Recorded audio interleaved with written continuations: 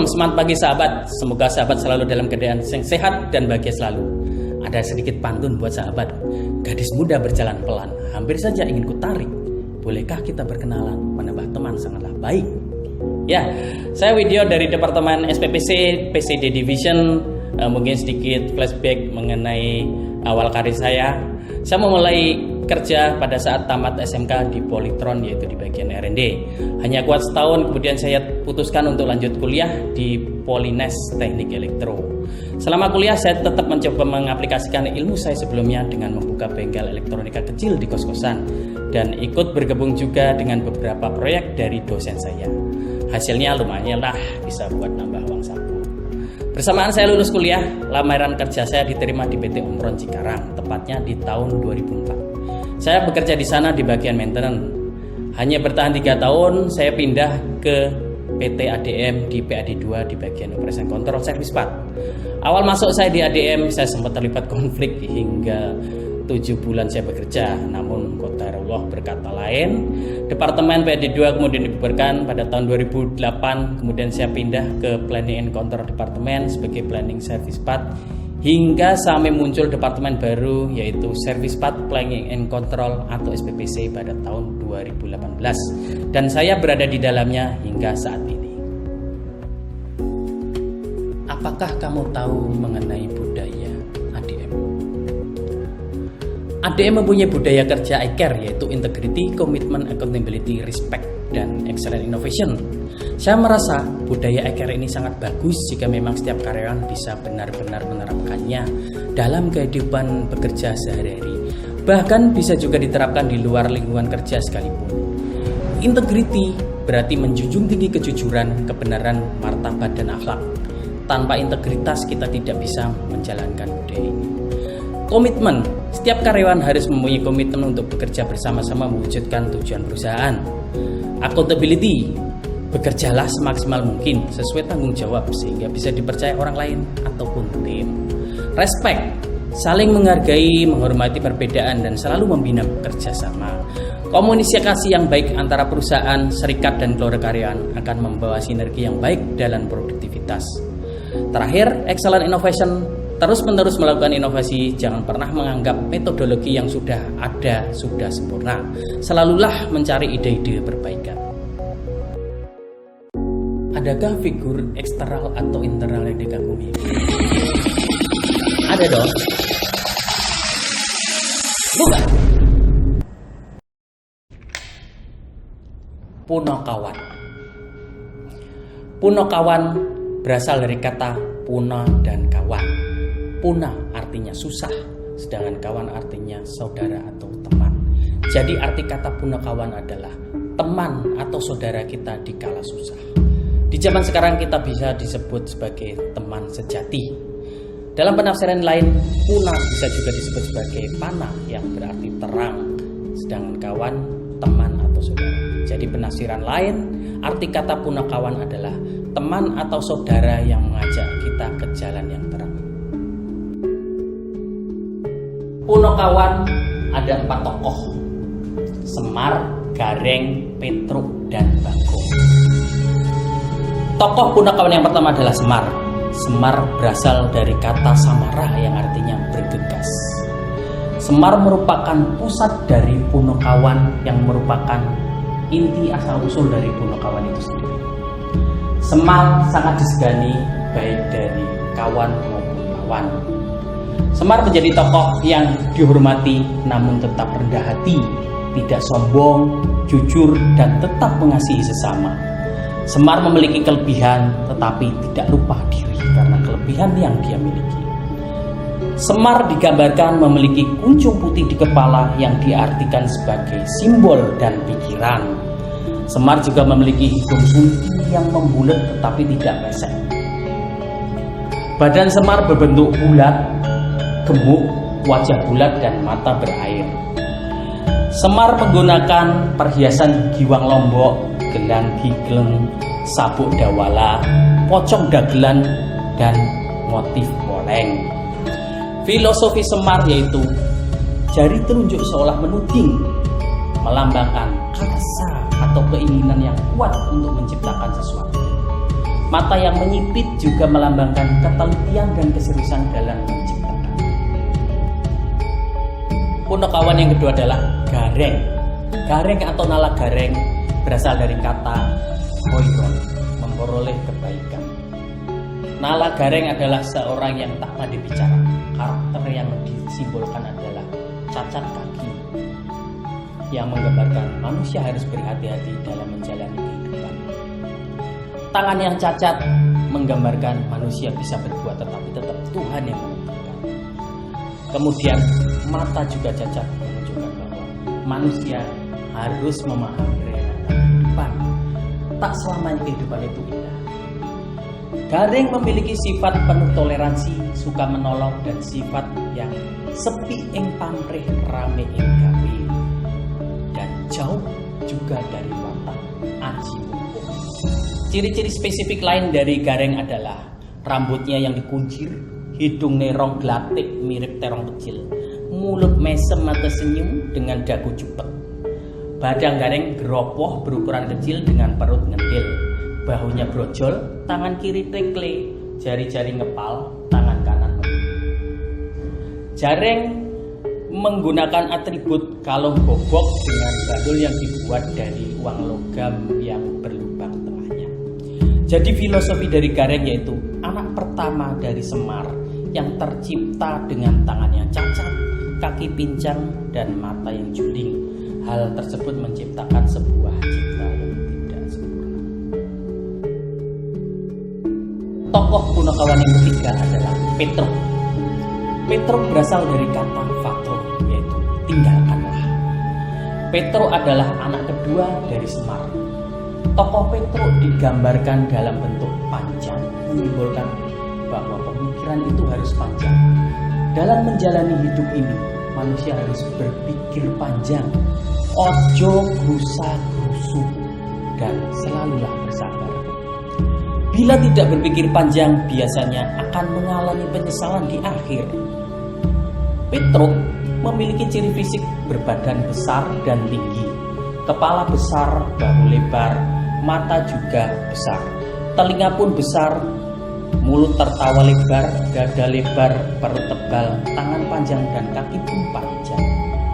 Penggambaran fisik yang serba berlebih ini memiliki makna bahwa tokoh ini suka menolong dan suka memberikan kasih sayang terhadap sesama.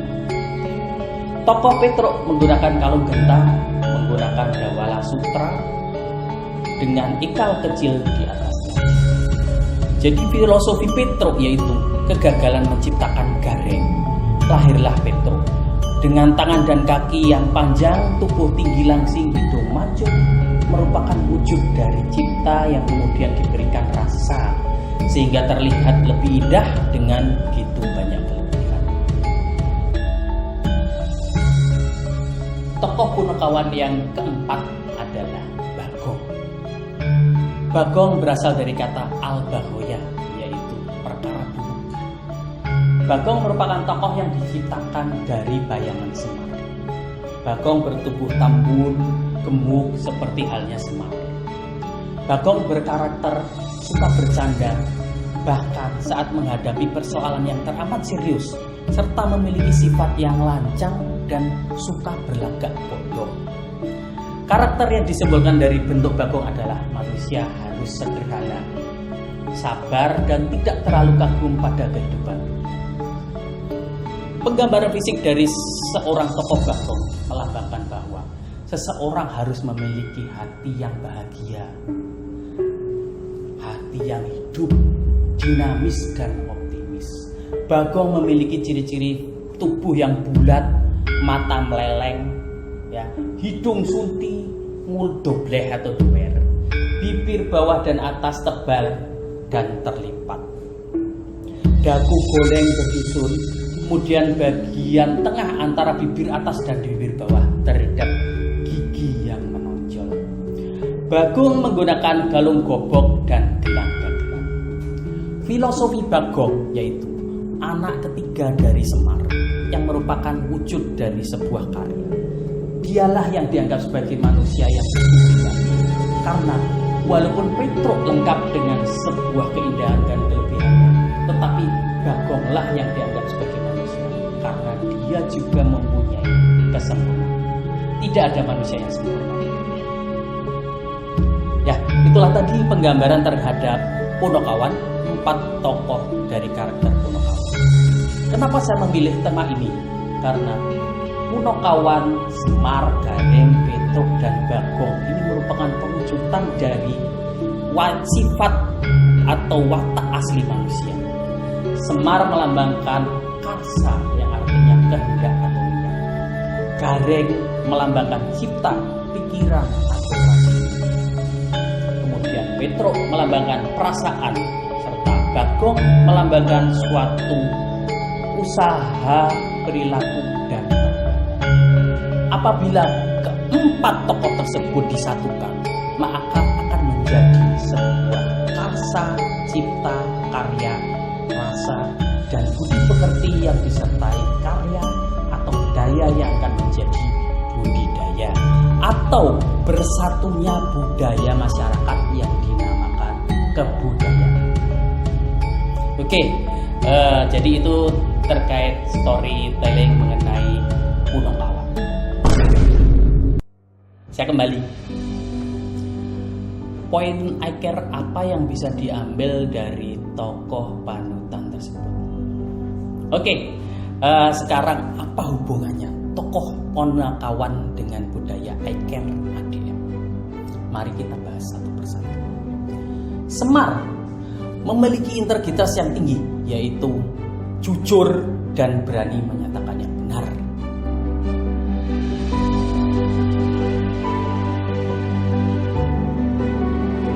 Kemudian penggambaran Semar dengan jari telunjuk yang menuding melambangkan sebuah karsa atau keinginan untuk menciptakan sesuatu. Mata sipit melambangkan ketelitian dan keseriusan dalam menciptakan sesuatu.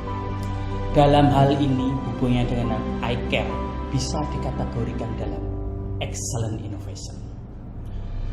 Kemudian tokoh lain, Gareng, memiliki sikap komitmen, yaitu memiliki sifat sepi ing pamrih rame ing gawe, artinya rajin bekerja tanpa mengeluh. Dalam hal I-Care yaitu bekerjalah sampai tuntas sesuai peran dan tanggung jawabnya.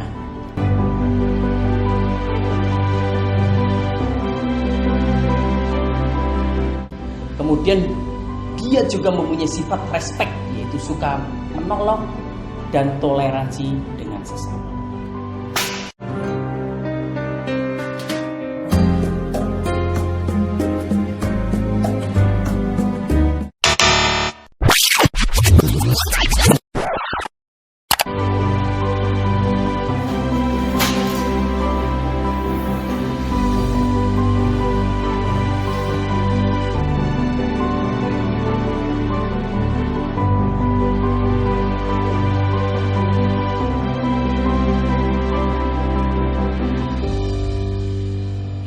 Sementara untuk Petruk digambarkan dengan bentuk panjang yang menyimbolkan pemikiran itu haruslah panjang. Dalam menjalani hidup, manusia harus berpikir panjang, tidak gerusa-gerusu. Ojo gerusa-gerusu.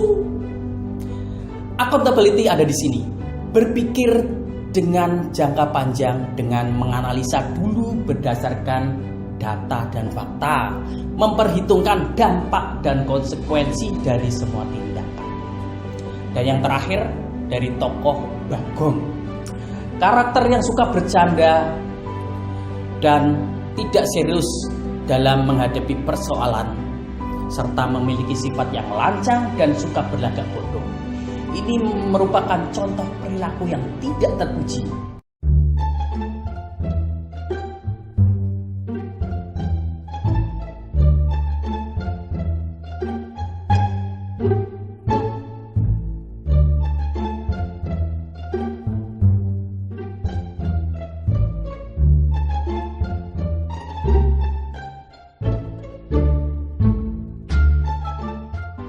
Dari accountability, lancang artinya suka bertindak di luar wewenang. Kemudian suka berlagak bodoh artinya kadang-kadang melempar tanggung jawab, menghindari dari masalah. apa benang merah yang bisa diambil dari tokoh tersebut dan diterapkan di divisi kita. Baiklah, kita bisa ambil kesimpulan dari keanekaragaman watak manusia dalam Punokawan. Beraneka ragam sifat, kebiasaan dari rekan-rekan di PCD ini, kita tetap merupakan keluarga besar. Jika ada yang kurang baik, yang lain bisa menutupi. Jika ada yang membutuhkan, yang lain bisa menolong. Jika ada yang kelebihan, kita bisa berbagi. Dengan begitu, jika ada hal yang kurang baik ataupun ada sesuatu yang kurang dari divisi kita bisa hilangkan dan atasi bersama dengan kebersamaan. Jadikanlah perbedaan yang ada sebagai suatu kekuatan. Ditambah lagi dengan sosok pemimpin kita yang berintegritas tinggi, kita yakin kita bisa menjadi yang terbaik. Oke, terakhir saya ingin tutup dengan pantun. Bibir dikulum, biji ditarik. Wassalamualaikum teman-teman PCD yang baik.